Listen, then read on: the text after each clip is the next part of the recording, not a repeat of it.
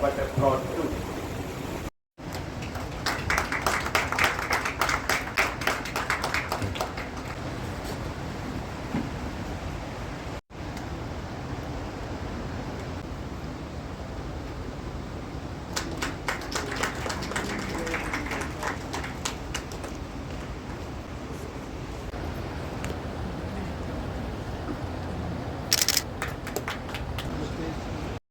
When they started teaching their defense forces through correspondence education. And that was a mighty empire. Political scientists know it, how mighty it was, USSR former. And then to teach them, to train the latest knowledge and the defense equipment, etc. You cannot call all the forces to the central Moscow or somewhere. So they used the correspondence method and very successfully delivered that. Same was the case with United Kingdom. I think the functionaries in the oil refineries in the vast seaport and sea high overseas, and they also thought that I think we have to train the people from time to time. They followed that. Education sector entered or followed the correspondence education much later.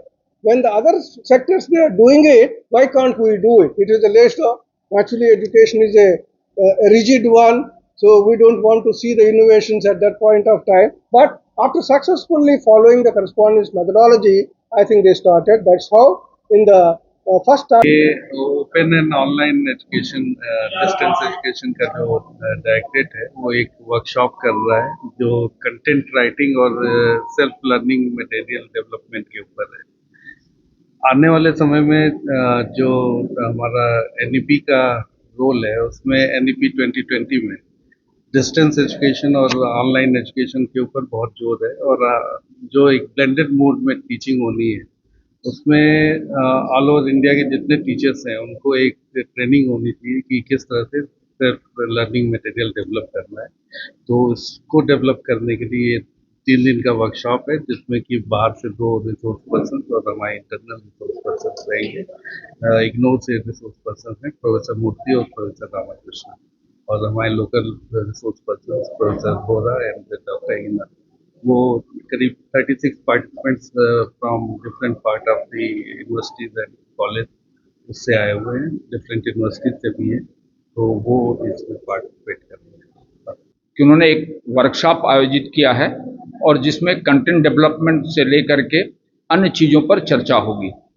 देखिए आने वाले 20 साल में 50% जो population होगी वो youth की होगी। कितनी यूनिवर्सिटीज़ कितने कॉलेजेस आप खोलेंगे? तो अब समय आ गया है कि इंस्टीट्यूशंस को बच्चों के दरवाजे तक पहुंचना होगा, न कि बच्चे इंस्टीट्यूशंस आएँ, और वो distance and online education mode से ही संभव हो पाएगा। तो चाहे हमारे जो डिपार्टमेंट्स हैं अदर देन दिस भी, उनको भी इस मोड में जाना होगा। और मुझे लगता है कि ब्लैक बोर्ड टीचिंग से सिर्फ 10% हम सीखते हैं, रेस्ट हम सीखते हैं सेल्फ लर्निंग से, और वही काम आज पंकज जी करा रहे हैं। तो सेल्फ लर्निंग को कैसे प्रमोट किया जाए, वह मटेरियल कैसा डेवलप हो जिससे कि बच्चे का इंटरेस्ट क्रिएट हो सके, तो इसके लिए जितना साधुवाद दी जाए उतना कम होगा।